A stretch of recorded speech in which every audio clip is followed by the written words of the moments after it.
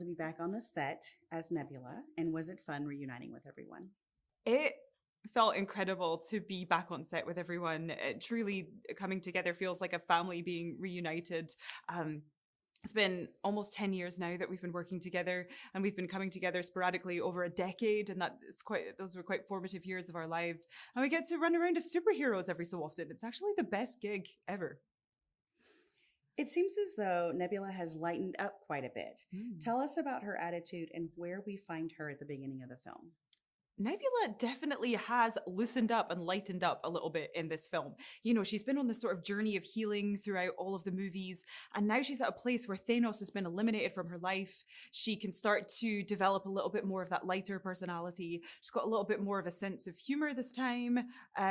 She has a fun rapport with Star-Lord. They're very like quippy and back and forth with each other, and it's been really nice to explore this new version of her, this more evolved version of her, and one that has more compassion and more vulnerability.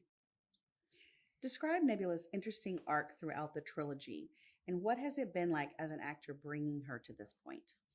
I just feel so lucky that Nebula has been given the most incredible emotional arc over the course of all these films. She started off when we met her as like a bitter, tormented, twisted character on the periphery. And then actually, as we sort of gradually got to know her throughout the movies, we started to empathize with her and understand her point of view, and she didn't seem so villainous anymore. And then we watched her relationship with Gamora kind of develop, and they started to understand each other and gain empathy towards each other. And then she started to feel like for the first time in her life, she had a family around her and people who actually felt love towards her. And I think she probably has never experienced that in her entire life and never felt that. And so for her, it's been a journey of learning how to accept that, how to feel worthy of that love. And I think she's finally in a place where she feels that way now. There are amazing practical sets in this film. Can you tell us your favorite and why? There's so many amazing sets on this movie. I think one of my favorites would have to be the sort of like the skin belly like substance. It was all squidgy, and we got to wear like fun space suits, and it was just one of the more unique sets I think I've ever seen. Transforming into Nebula takes a lot of work. Has the makeup process changed in any way throughout the years? It does take a lot of work to get into the whole Nebula getup. The makeup process has definitely evolved over the years. On the first film, it took 5 hours, and I had shaved my head. So it was like they would get all the stubble off of my head first thing and then glue everything to my face and neck. And then we sort of streamlined that over the years. And actually, I was able to keep my hair for this last movie. And so that actually added an hour onto the makeup because we had to wrap the hair. But I was willing to do it because I'm like, I get to have hair. Woohoo! So it's definitely been streamlined, but it's a challenging process, but it's one that I wouldn't trade because I get to play this amazing character with such a cool look, and it really helps me feel like her. You've worked with James Gunn on all three films. What was the experience been like? Working with James is one of the best experiences I've ever had. He's one of my favorite filmmakers in the world, one of my favorite people in the world, which is an amazing combination. He just has such a strong point of view. Like he knows exactly what he wants. And when he makes a movie, it's a James Gunn movie. It has a sense of identity to it. You can tell that he made it. It's his sense of humor. It's his writing. It's his style. It's his taste in music, everything. And so you feel like you're in really safe hands because he will tell you if something's not working, and that's really important. Sometimes actors are too directors are too intimidated to tell the actor if like their improv line is actually making the scene worse, which is quite often the case. So it's like, he has this natural authority to him where he makes you feel valued and he appreciates your effort, but he knows where to guide you and how to take your energy and say, maybe don't say that, but you could say that instead. And it turns into something really funny. And so I always really appreciate that. This is the last film in James Gunn's trilogy. Tell us what it's like when it wrapped and how you felt. Wrapping this movie was one of the saddest experiences. It's just the end of an era. It's the end of 10 years of our lives. We're not going to see each other regularly anymore, and that just comes with so many emotions, and I feel deeply attached to this character now as well. Like it's been an amazing exploration for me into what it feels like to be a scapegoated sibling in a toxic family dynamic, not to get too serious, but, it's been really, really fascinating to me. And so to let go is difficult, but at the same time, we're all like so proud of what we've done. So it's like bittersweet. What do you hope audiences will experience when they watch Guardians of the Galaxy Volume 3?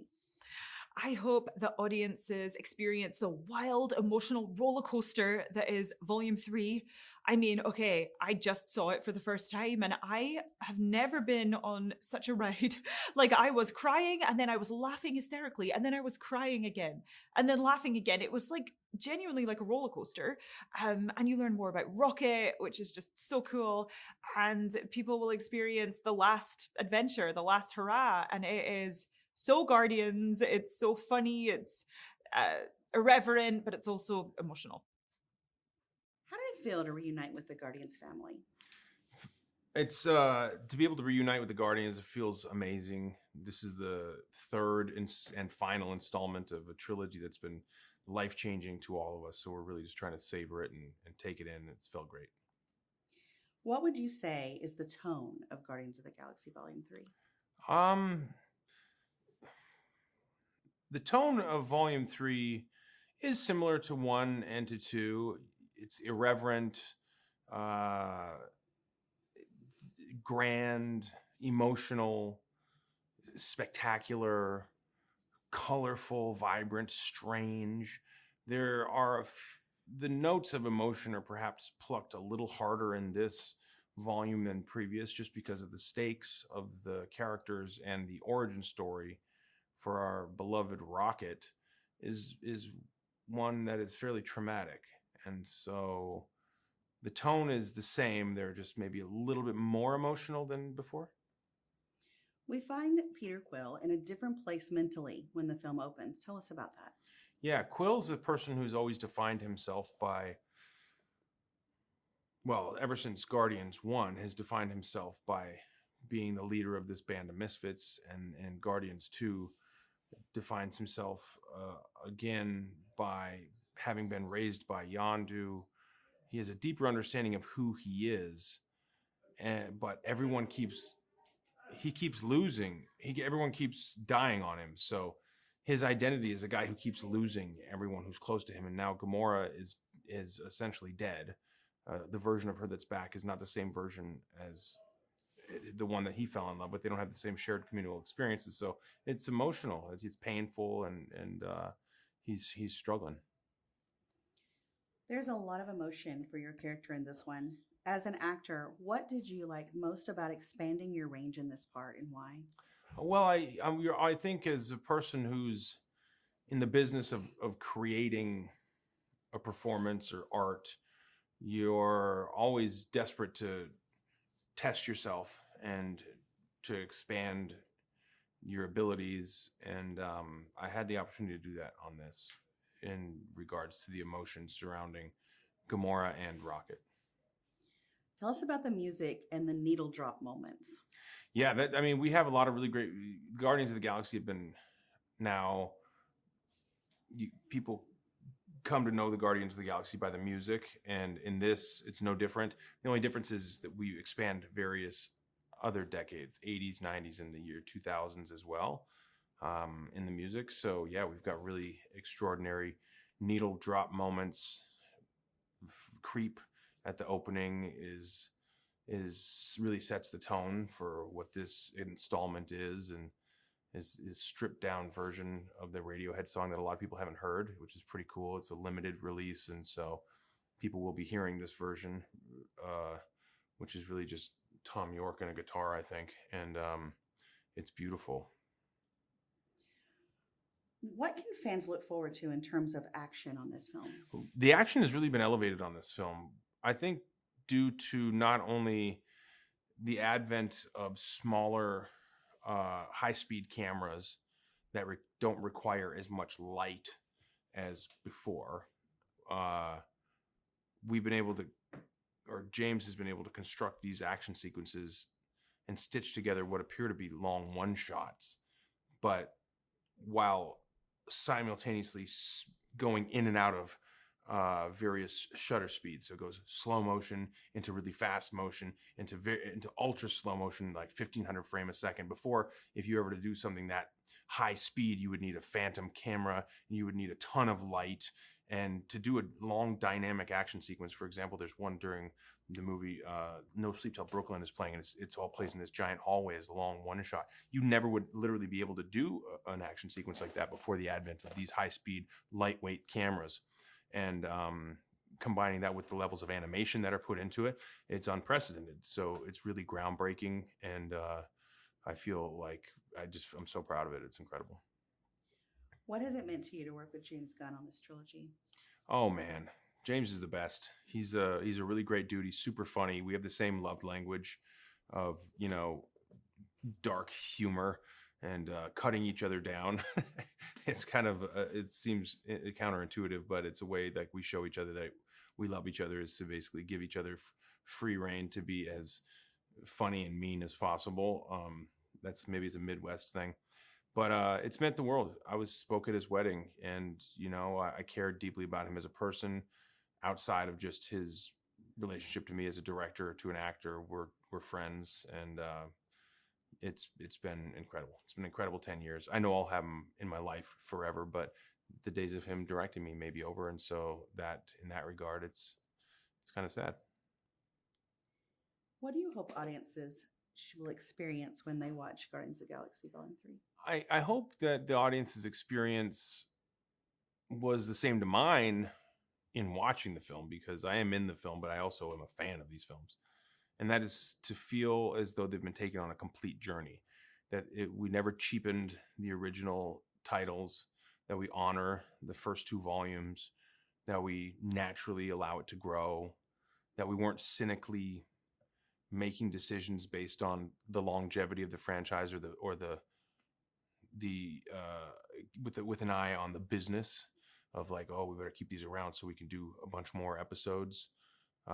This feels final, and I think that is less and less. That happens less and less when industry and art merge, like it does in big business Hollywood with these multi-million-dollar movies, billion-dollar franchises. It's pretty rare that people are willing to let them end in the way that best suits the story, not the way that best suits the business model. And because of that, you get to see really fresh, compelling, inventive storytelling. And I hope audiences appreciate that. James, this trilogy is complete. When you first started 10 years ago, did you have any idea where this would lead? And what has been the most surprising thing for you as a writer and director that has come out of this? I think that from the beginning, I don't want to sound too egocentric, but I always had an idea that this could be a trilogy. I always had an idea that this was a bigger story than just one movie. And I always knew that I had a fuller story that I needed to tell from the very beginning, about Rocket, about Nebula, about Peter Quill. And that's what I think that we've done. Each character has a beginning and an ending that ends at the end of this movie. So I always felt like this was going to be a bigger story. And then I can't remember your second question. Well, what has been most surprising thing for you as the writer and director for this? I think, probably the most surprising thing about my Guardians journey is just how much I've fallen in love with this cast and this crew, and how we have become a family. People work on TV shows, they become really close to people, but we've been making these things for almost 12 years. We've been working on Guardians movies and doing press tours like this and everything. And so we've just become so close. That's the hardest thing, is not seeing these people every day. Tell us about reuniting with the cast and working with them again. Well, the truth is I see Chris Pratt all the time. So I'm not really reuniting when we go back on set. I see Palm all the time. I talk to Karen a lot. So obviously my brother Sean, we're buddies. So it really isn't reuniting. It's just kind of getting us all back together again. And so that's more of what the vibe is. I think the surprising thing on set is everybody being together, and everybody has their own important piece of the puzzle on screen, but also off screen in terms of us as a group. Each person has their own specific piece of this family. From the very beginning, when Marvel first came to me and said, hey, would you be interested in doing this Guardians of the Galaxy movie? We're taking pitches on it. What do you think? I was a little afraid. I'm like, this could be stupid. This could be like Bugs Bunny in the middle of the Avengers. I didn't want to create a cartoony character to, ruin the MCU. And so I was driving home from that meeting. I was thinking about it. I'm like, okay, let's say that there is a talking space raccoon. Where did he come from? How could he be grounded? How could I feel real about this character? And I realized that this was the saddest creature in the world. This was a little guy who was taken, a little innocent animal and turned into something he didn't ask to be and was like nothing else in the universe. So he was completely alone. To me, that's the seeds of the entire Guardians franchise. That was always the story I was telling, and it leads to this. So I'm excited for people to see that because I think it's always been going that way. But not to mention the arcs for Nebula, for Peter Quill, for Kraglin. They all have their own story that we're telling that ends with Volume 3. You have a great blend of the practical and CGI in the film. Why is it important for you to do as much in camera, and what does it bring to the film? Well, I don't really have some obsession with doing things practically in camera with effects. What I look for is what is the best way to tell the story. So if an effect can be done the best with prosthetic effects, and we have more prosthetic effects in this than any movie ever made in the history of film, for real, then I'm going to do that. And if it's best served by doing computer, graphics, then I'm going to do that. So it's really what looks the best, what serves the story. If you have a raccoon running around who's talking and doing action scenes, you need to CGI that. We can't do that with puppeteering. It's just not possible. But if you're going to have a, vampire Batwoman who's going to have big emotional scenes with the rest of the, the cast, well, that is probably going to be, a prosthetic effect. And I find that's something in a lot of movies they do is they just don't prepare enough. So they just do everything CGI because they're being lazy and they're not getting it done beforehand. And we just make sure to take as much time as we need to get things right so we can do it on screen when that's the best way to do it. How did you go about selecting the music for this film? Was it easier since you had done the two before, or did it present new challenges? I think the hardest thing about making this movie was putting together this soundtrack.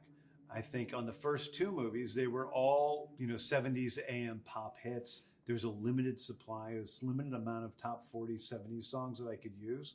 On this movie, it's songs from the 70s, 80s, 90s, 2000s. So I kind of had all pop music to choose from.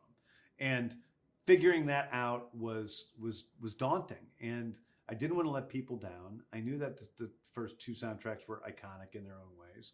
And so I wanted to do something that was as good as those two things. And I worked really, really hard and switched out songs constantly, trying to figure it out, and eventually came with the mix we have, and I'm really happy with it.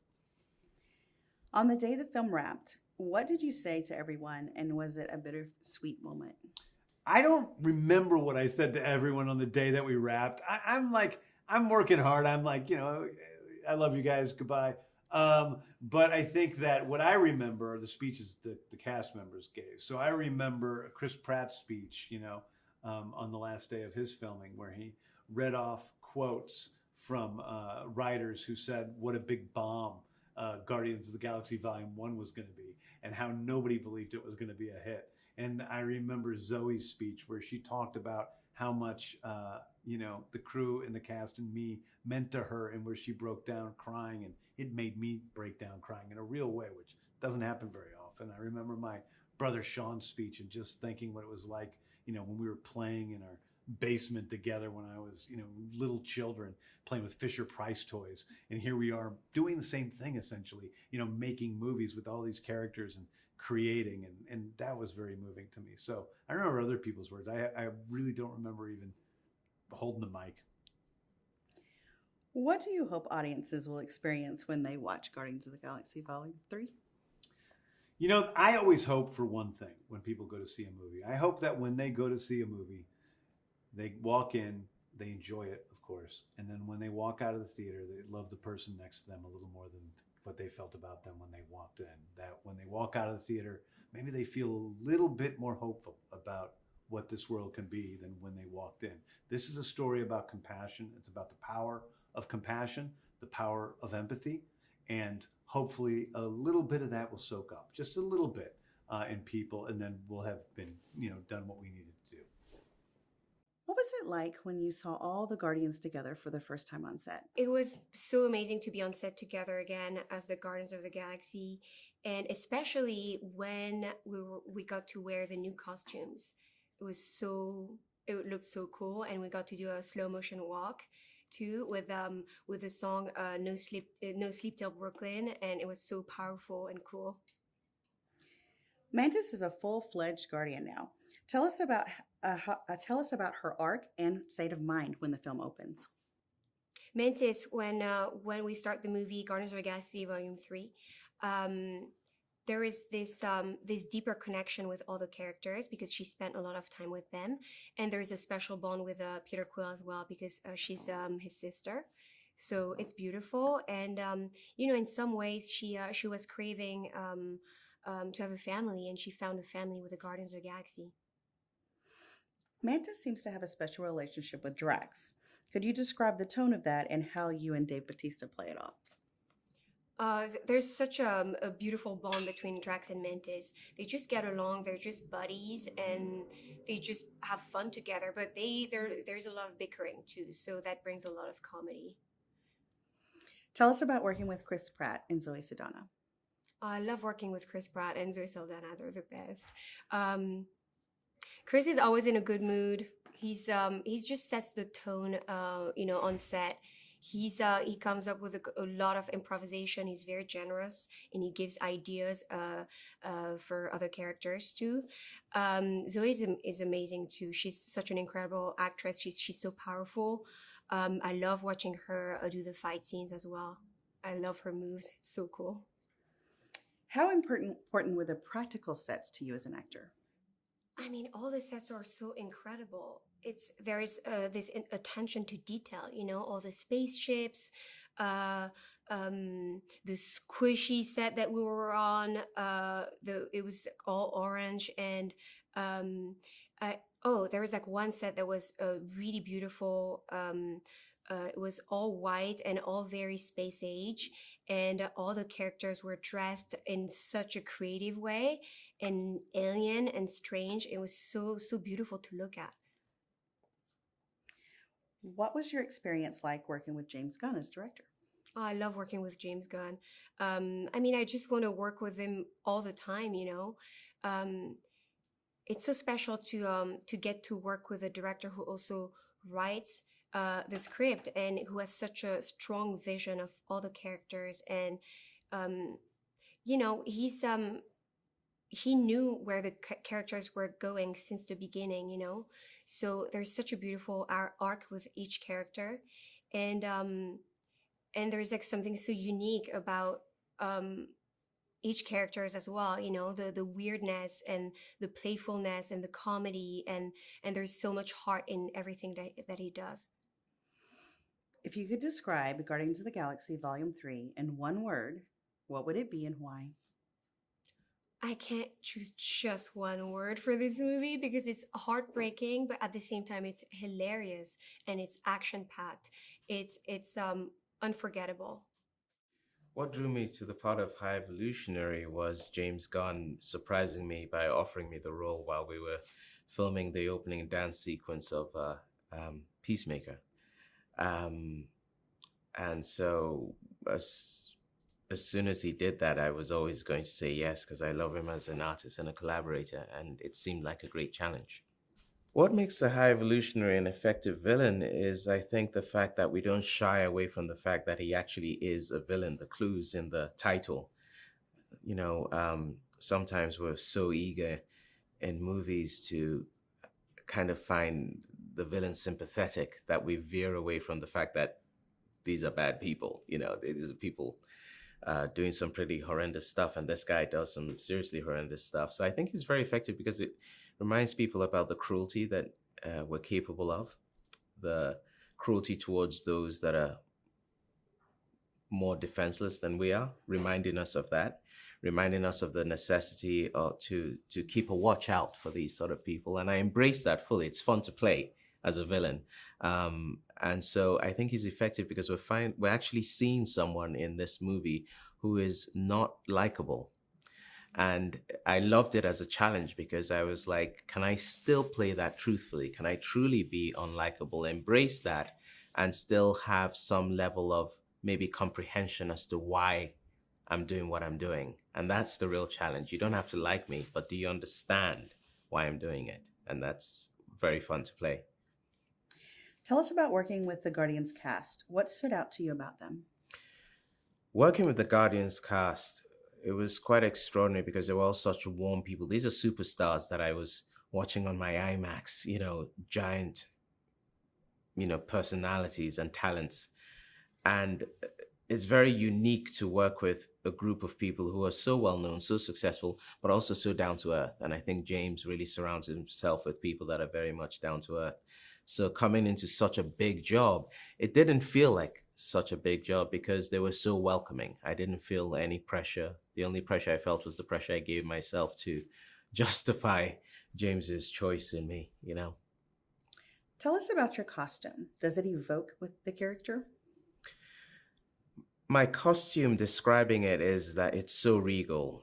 It's a regal purple. It really evokes the nature of the character and the sort of essence of the character as someone who glides through a space and is noticed and sort of is above it all. And the work that Judiana Makovsky and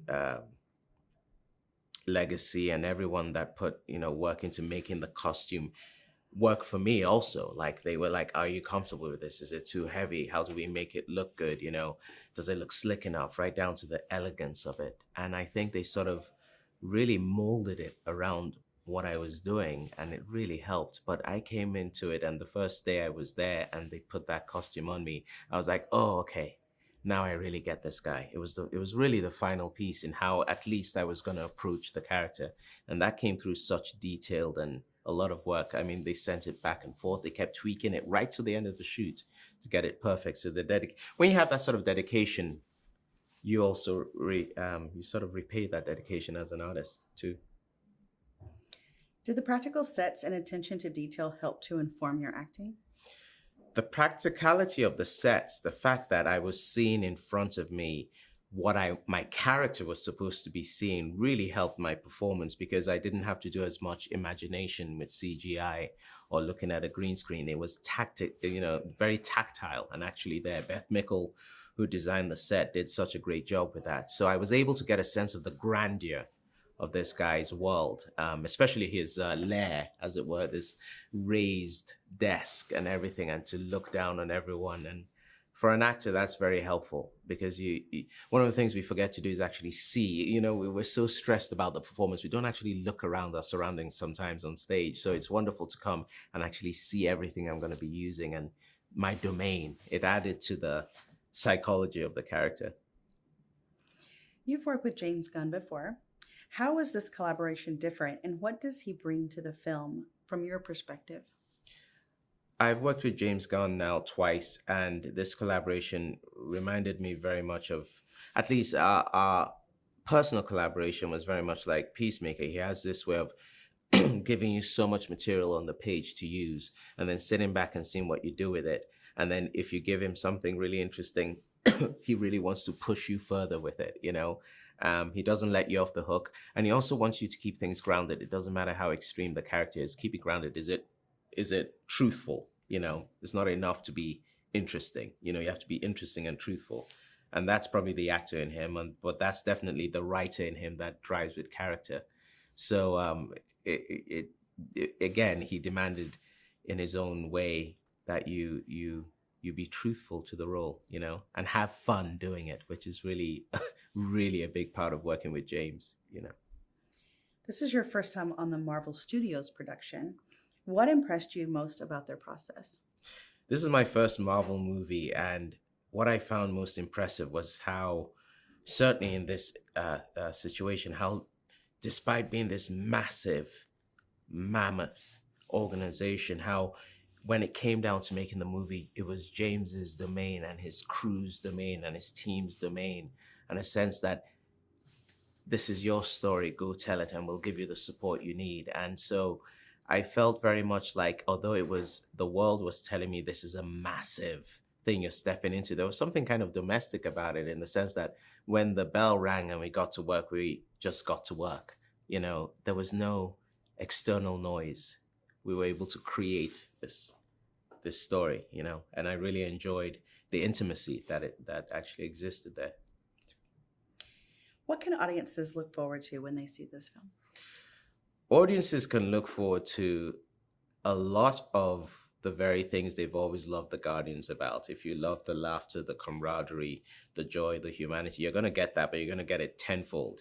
This is the third act of their lives, and in life in general, the third act is always informed by the fact that we've lived life, that we've had loss, we've had joy, we've had death, we've had happiness, we've had sadness. So all of that comes into it. So we're still seeing our Guardians, characters we love, but they're living things a bit more deeply, you know, in this chapter.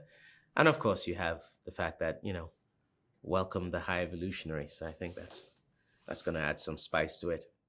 What attracted you to the part of Cosmo? I've been a huge fan of Marvel Cinematic Universe since I was 14, I think, which is 12 years, 13 years ago. I think that's the first time when I actually got to go to cinema by myself without my family, parents, etc. Because of Guardians of the Galaxy, because that movie made me feel like I will belong somewhere, and being able to participate in Guardians of the Galaxy Volume 3 and playing Cosmo has been the best thing that I can dream of. So what made me inspired by joining it and playing exactly Cosmo is that she's strong, she's loyal, she is lovable, and she's loving as well. And she's going to show her loyalty and her strength and her dedication to all of these Guardians who have taken over nowhere, and she feels like she belonged there with all her heart and her sanity, even as she's going to do some insanely unthinkable things to help them and to save the galaxy. So everything in her made me attracted to play her, and the idea of having that kind of an unconditional love, because we all know that puppies, dogs have it in them, and I think we as human beings should learn from them that's important, and let's try to do it as much as possible. So maybe that was the reason why I was absolutely doing it. And of course, that's freaking James Gunn, and it's Marvel and this incredible cast. The character is CGI, so you voiced her. How did you approach finding your dog voice? What did that entail? Well, I was trying to play her with so many different voices. So to find the right voice for Cosmo was, let's see which register, I'm not sure, is that right? It's said in English.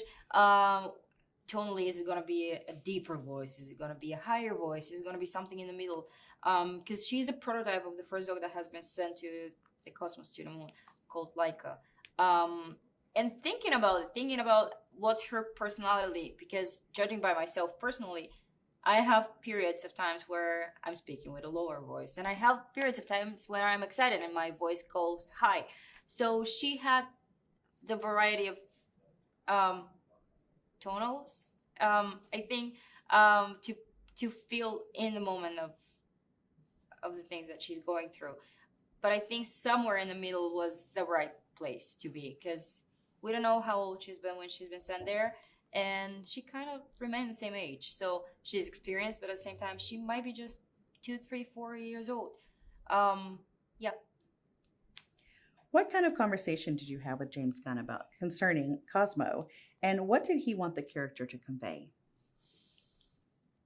James Gunn had been with me every step on the way in this movie, guiding me and making me feel safe and making me feel protected and heard, and made me a collaborator of this movie, which is incredible, because we as actors always desire to have a voice, to have a thought that can be heard and seen.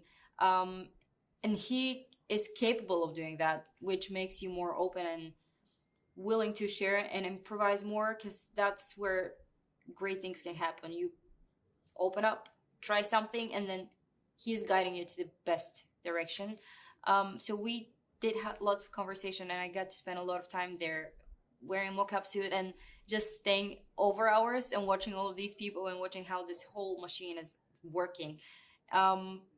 We tried different things. He made me feel like I'm this pure creature, because I believe that Cosmo is a pure creature, and she is open-hearted and open-minded, and she's just there and she's doing it. She doesn't care that much about herself. She's just gonna sacrifice herself to do something bigger, and have so much energy, because sometimes we as humans are depressed or slow, or we're even lazy, not in the mood. She's not exactly like that. Till the moment that she doesn't have any more strength in her, she's gonna do it all to just be there for them.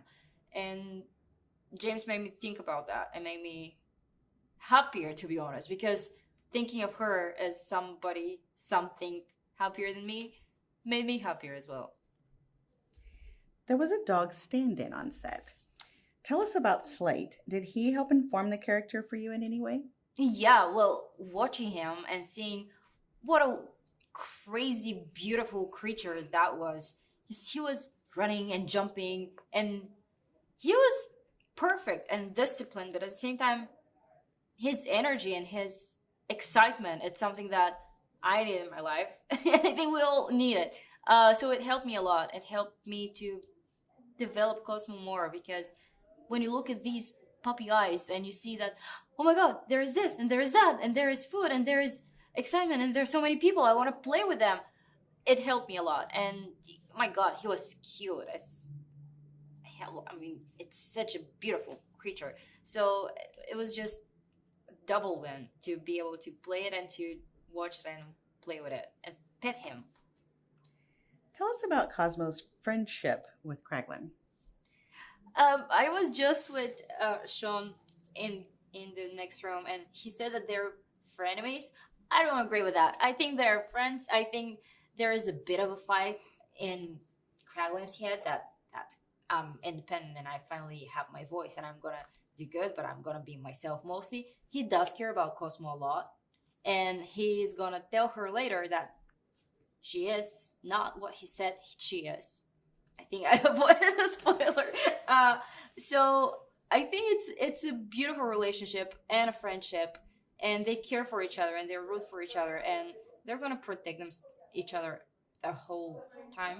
So it's like a family. I think they're family and they're soulmates. And you don't usually behave the best way with the closest people around you, so you can dare to be a bit rougher with them, to be more direct, even something that can hurt them. And I think that's kind of a core of their relationship, because they're so closer to each other, to the point that I don't really care. Even if I say something like that, you're gonna forgive me. It's gonna be fine. So they're actually good friends, I think. They're family. What did you learn from James Gunn, and what have you taken away from making this film?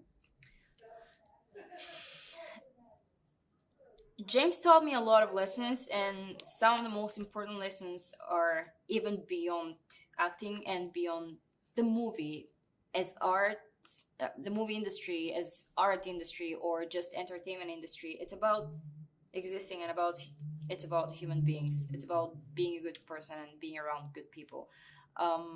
It makes the world better, and it makes the art better, because art can reflect life. And if you put something good out there, probably that's going to make somebody behave better, and we're going to enter a brand new world where everybody's a little bit better. Maybe I'm just idealistic. James is a great human being, and he always made everybody feel safe and happy and having fun and enjoying the process, because the end result, it might end up good even if you're not having the best time of your life, but having the best time of your life and actually having having the greatest result at the end, it's just the most incredible thing that you can imagine of. So being a good person, and of course dedicated to your craft, because he is a genius. He is a maniac in the things he's doing. Every single detail, you can see that he is absolutely all eyes and ears on it. to the smallest detail. But at the same time, he is the nicest and the greatest person in the world. How does it feel to be part of the MCU, and what impresses you the most about the Marvel Studios production process? It feels surreal.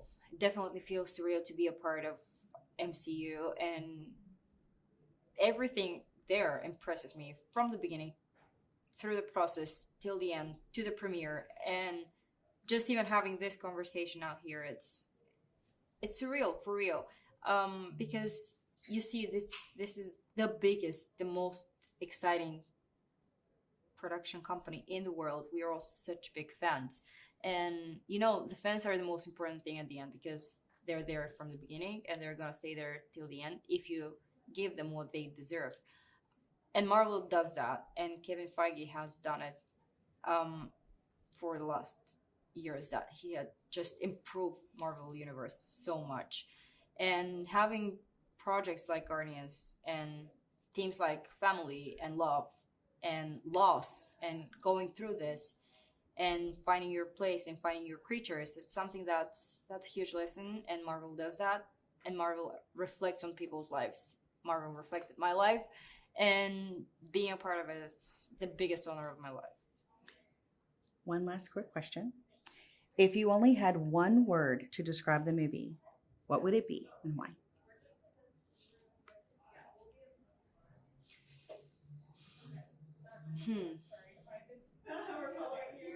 Extraordinary. If I have one word to describe the movie, that's a hard question, difficult question. Extraordinary, because it's out of this universe, and at the same time it's emotional, it's powerful, so it is extraordinary. What was it like to have everyone back together again? Did everyone just fall back into the rhythm? It was such a treat to have everyone back together again for the third movie. I think there was a while where we didn't know if the third movie was going to happen. And so when it did, it was so joyful to see everyone and jump right back into it and be like, hey, we're all on the same page. We're trying to do the same thing here. It was just magnificent. I loved it. Tell us how it felt to bring Kraglin back as a full-fledged member of the Guardians. For me, it was really great to see Kraglin kind of fulfill his place within the Guardians after all he had been through in the first couple of movies. And he kind of struggles to find where he is. And just like all the Guardians, it's kind of a found family for him, where he realizes, hey, I belong here with everyone. And the journey of figuring all that out was the same for me as it was for Kraglin. And that was really just a cool part of it. Kraglin now has the Yaka arrow. What does that mean to him, and how is he challenged by it? Kraglin feels a really strong sense of responsibility for the Ravager Code and for upholding the things that he's learned from Yondu and from the other Guardians. So now that he has the Yaka arrow, it's that much more responsibility, which I think is part of what makes it so difficult for him to master. He feels like he wants to do it right, and I have to do it right, which is a hard thing to kind of put together. It's not until he realizes, oh wait, this is inside of me already, that he's able to kind of start to figure out what it all really means. We've heard that James plays the songs from the playlist on set that correlates with the scene being shot. How does that inform you as an actor? My brother James plays the songs from the soundtrack on set when we shoot the scenes. So it's really great for us as actors to know where we are and to understand tone-wise and rhythm-wise how these scenes are working. And a really cool thing about the third movie is so often the characters are actually listening to the songs that the audience is listening to. Rocket has the Zune, and we see him singing along, so we know Rocket knows and loves all these songs. So it's just kind of perfect that they have that soundtrack going to what they're doing. The practical sets are amazing. Can you describe your favorite set and tell us why it impressed you? So many of our sets are practical sets on the Guardians movie. So many are built, which is awesome, that we're not just standing in front of a green screen the whole time. And I don't think that I'll ever in my life see a set that impressed me more than downtown nowhere, where the Guardians, have sort of set up shop, which is just a huge space, and it feels like you're walking into a city because you are. What was it like to wrap this last film of the trilogy? Was it bittersweet? It was bittersweet to wrap the last film of the Guardians trilogy, because it's so sad to be saying any kind of a goodbye to the characters, to the other actors, and all these things. It's really tricky, but I kind of try to keep my eye on the fact that it's really a joyful experience to finish something and share it with people and to give it away. That's what we are always working towards as storytellers, to not just make the story, but tell the story. And so I know that that's where we are now. So I try not to get too sad by any of it and really kind of celebrate the whole thing. Tell us about being on set, the on-set Rocket, and how that helps the actors. My job as Rocket on set is really a kind of part of the whole process for that character. It takes a whole team of people to create Rocket. So I kind of think of it in a way as a relay race, that James writes the character and passes it along to me, and I work with the other actors on set to try to help the scenes get to where they need to be. Then the visual effects team takes over and they start to put Rocket together. And then finally, we all hand the baton to our anchor, Bradley, who makes the whole performance just pop and make it really work in the context of everything. Final question. What do you hope audiences experience when they see this film? When audiences see Guardians of the Galaxy Volume 3, I hope that it feels like a satisfying conclusion to the story of the three films. I just hope that audiences feel like this whole thing makes sense, and I hope that they believe not just in the characters and love the characters, but that they believe in the concept of the Guardians, which is that you can find your family anywhere, and that we're all in this together, and that having love for everyone is part of why we're here, and it's what's going to keep us going and keep us strong. This is your first actual appearance in the MCU. What was it like playing Master Karja? Yes, my first actual appearance. It's actually accurate and true. This is my first actual appearance, the first time I actually appear in the Marvel Cinematic Universe. And what was it like? It was a 70-pound costume. It was rather hot. It was most comfortable when they strung me up from the ceiling and swung me around. That was when it was the most comfortable. It was an incredible experience. It's like getting together with your friends as a kid to do a play. Say, oh, we'll use my parents' back deck as a stage. We got this box of old clothes we can use for costumes. But if you had a multi-million-dollar budget and teams of people to do things in a really big way, it's a lot of fun. Without giving anything away and in general terms, can you tell us a little bit about your character and how he fits into the story? My character, Master Karja, I wanted to get away from playing an armed, authoritarian, uniformed figure and go into a space opera and play an armed, authoritarian, uniformed figure. I figure that's my wheelhouse. Why go changing it now? Tell us about working with the Guardians cast and what you enjoyed the most about these interactions. Great question. Working with the Guardians cast is actually fantastic because James puts a lot of thought and effort into hiring people he actually wants to hang out with I guess what is the better part of a decade now, because there's been 3 Guardians films on top of other Avengers films. He's going to hang out with these people a lot. So his selection process is very complete, and I reap all the benefits. You were so beloved as an actor and have had such a varied career. How does this performance rate to you personally on a fun scale? You know what? That's a great question. Performances for me are all about fun. people say, when you work on that show, they're looking at it from the perspective of watching the show. I look at it from a perspective of how is my day spent and who do I spend my day with and what do I spend my day doing. So with those provisions, working on a Guardians film with my friends it ranks very high. It ranks very high. Is it as much fun as you imagine it could possibly be? Multiply that by about 4 or 7. What impresses you the most about Marvel Studios production and why? What impresses me the most about the way Marvel has approached these stories is, as a Marvel fan, as a comic book fan, since I was a kid, I find it very satisfying. They perform a little what if trick. What if it were real? What if this were real life? What would these circumstances really do to a real person? It takes the fantasy and the fantastic, it grounds it in reality, and makes it so much, the reality makes it more palatable, makes it more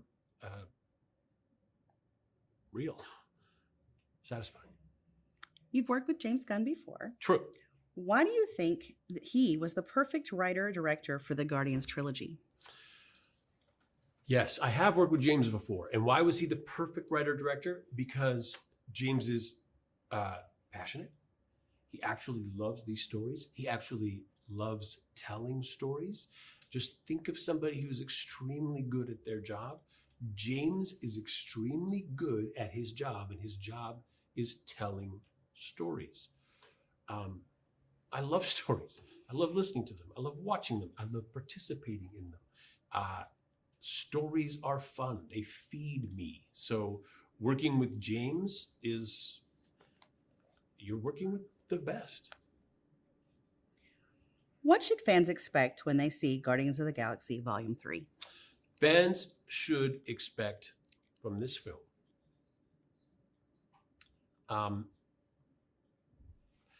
a team of people that make you invest, that make you believe, that make you root for.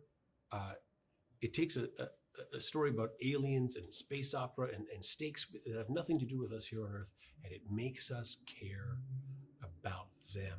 It's artful. It's exciting. It's funny. It's grand.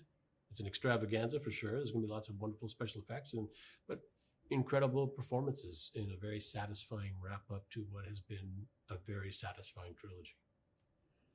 Last question.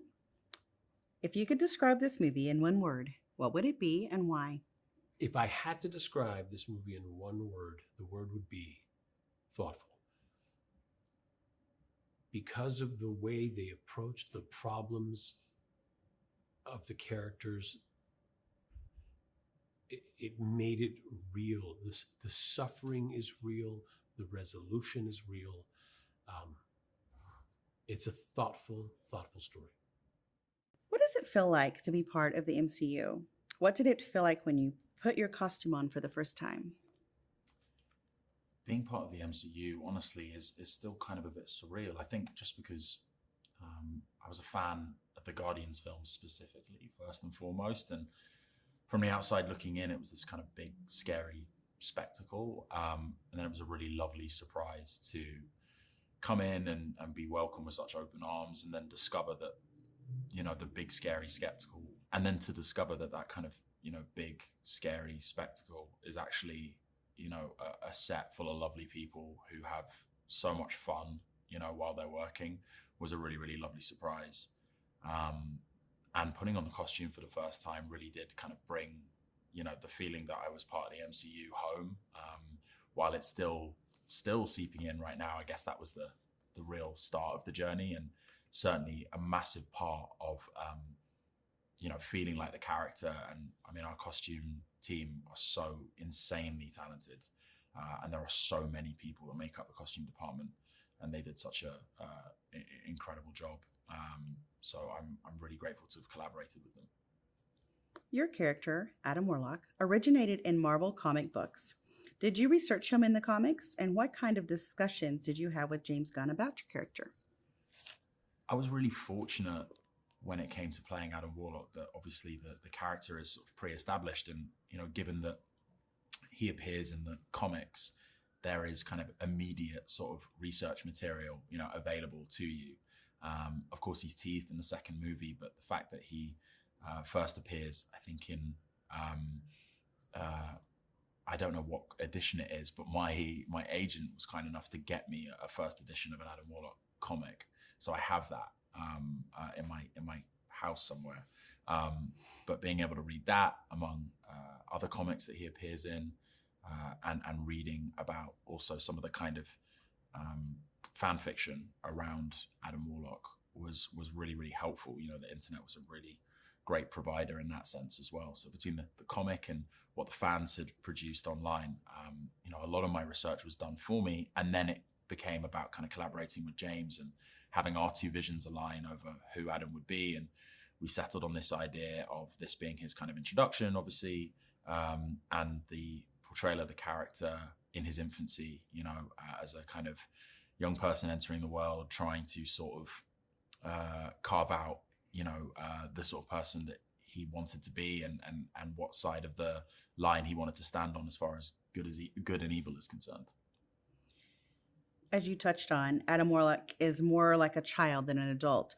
As an actor, how did you approach bringing a childlike quality to him, and what was the most challenging aspect of that?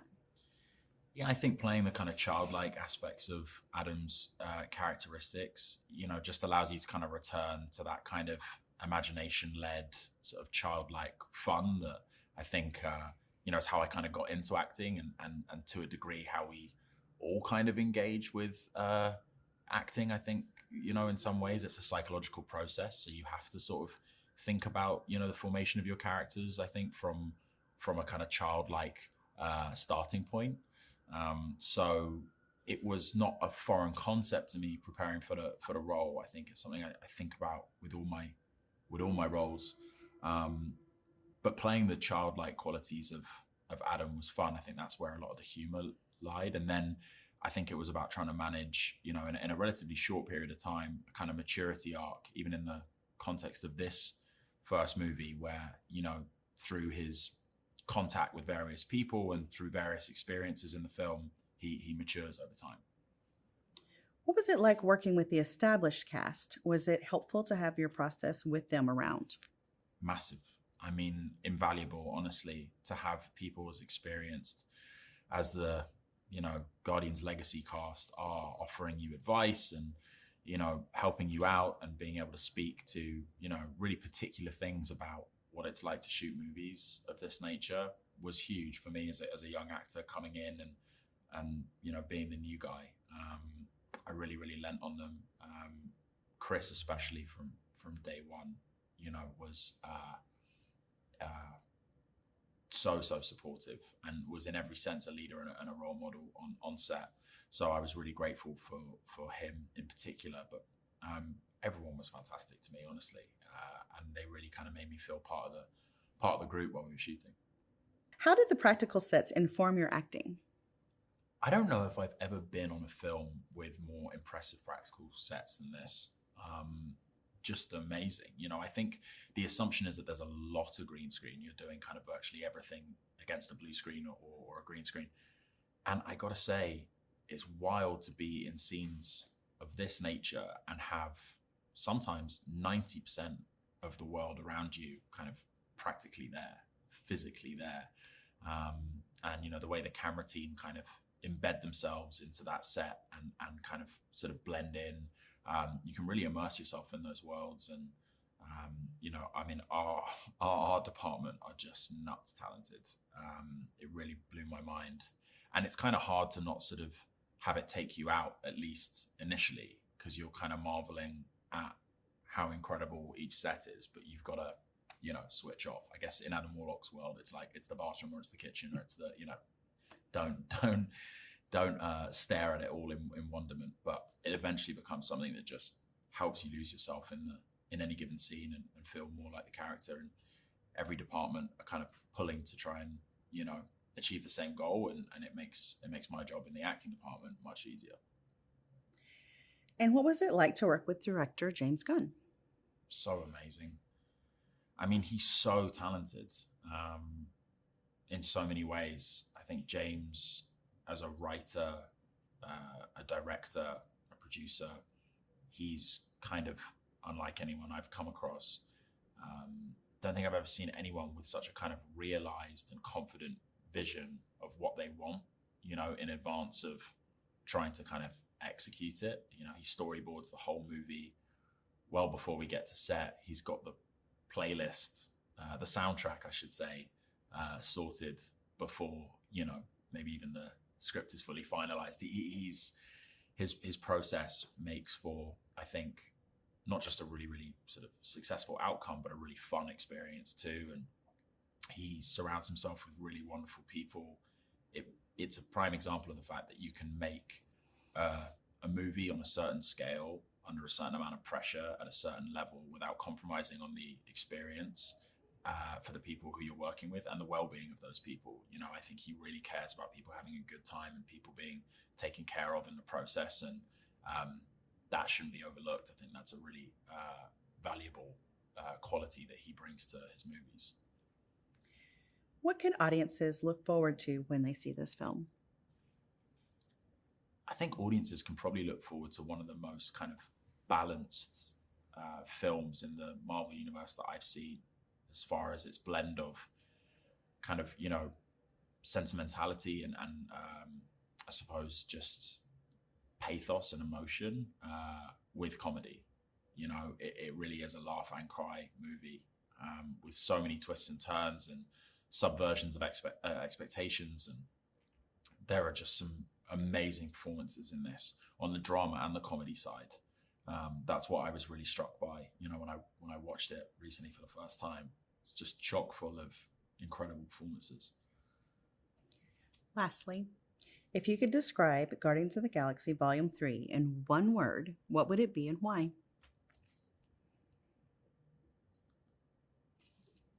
I think if I had to describe Guardians of the Galaxy Volume 3 in one word, it would be climactic.